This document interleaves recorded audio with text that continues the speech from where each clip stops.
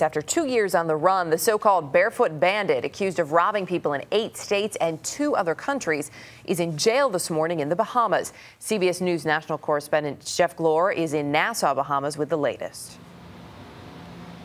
Hey, Erica, good morning to you. Yeah, it seems almost too bizarre to be true what's happened the past 2 years here. And now it ends in typically high Hollywood style with a short, high-speed boat chase.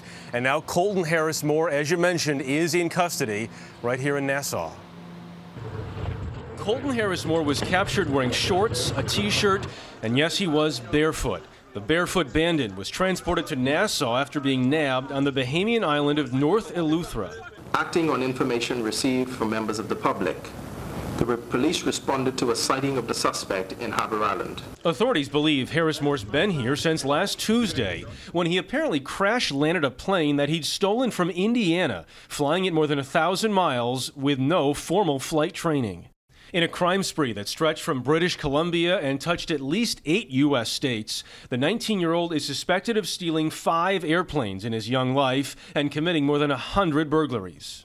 The product of an abusive father who left him when he was 2, Harris-Moore took to camping in the wild at 7 and was convicted of his first crime at 12. But this fugitive became an internet sensation with eventually more than 60,000 fans on Facebook after he escaped from a Washington state halfway house and successfully eluded authorities for 2 years. He went to a small island where it would be very difficult to evade capture. If it wasn't today, it would have been sometime soon. If not on this island, someplace else. The end of Harris-Moore's time on the lam came here in the Bahamas, where he'd apparently broken into at least 7 residences in less than a week. In the final pursuit, police say they had to shoot out the motor on his boat to corral him.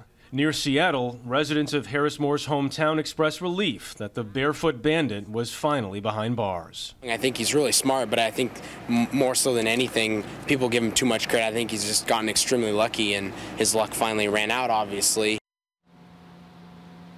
Police here say that Harris-Moore had a gun with him when this chase ended, and one witness said he put that gun to his head briefly, but did not pull the trigger. Now the tricky question comes is, where will he be prosecuted first? Today is a national holiday in the Bahamas. Still, police here have scheduled a late morning news conference. Erica?